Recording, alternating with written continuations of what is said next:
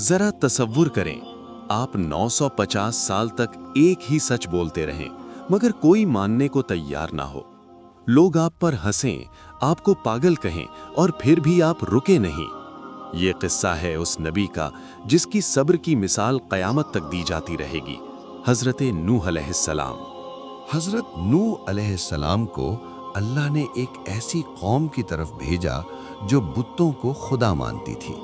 वो कहते थे, वद, सुआ, यगूस, यऊक और नसर हमें अल्लाह के करीब करते हैं। नूह अलैहिस्सलाम ने फरमाया, मैं तुम्हें सिर्फ अल्लाह की इबादत की दावत देता हूँ, वही तुम्हारा खालिक है। मगर कौम ने इनकार किया।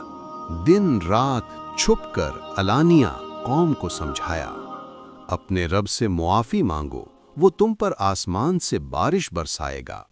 मगर वो कानों में उंगलियां डालते, कपड़ों से मुंह छुपाते, मजाक उड़ाते। 950 साल गुजर गए, मगर ईमान लाने वाले चंद ही थे। नूह अलैहिस्सलाम ने अल्लाह से अर्ज किया, ऐ मेरे रब, मेरी कौम ने मेरा इनकार किया। ये किसी की बात नहीं सुनती। ये शिकवा नहीं था, ये एक नबी का दर्द था। अल्लाह का हुक्म आया, ऐ नूह, हमारी निगरानी में कश्ती बनाओ। नूह अलैहिस्सलाम खुश्की में कश्ती बनाने लगे।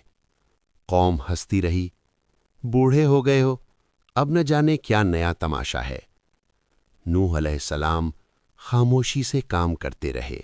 अचानक आसमान से बारिश शुरू हुई, जमीन से पानी उबल पड़ा, हर तरफ शोर, चीखो पुकार, पानी ही पानी।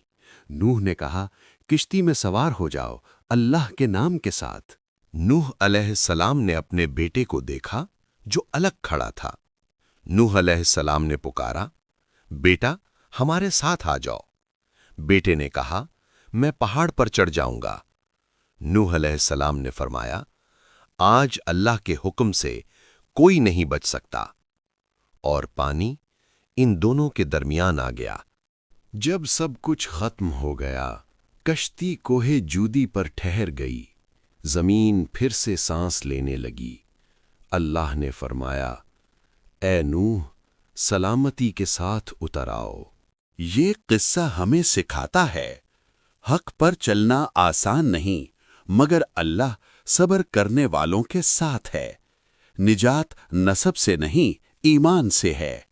950 साल और एक लम्हा भी शक नहीं, यही है सच्चा ईमान।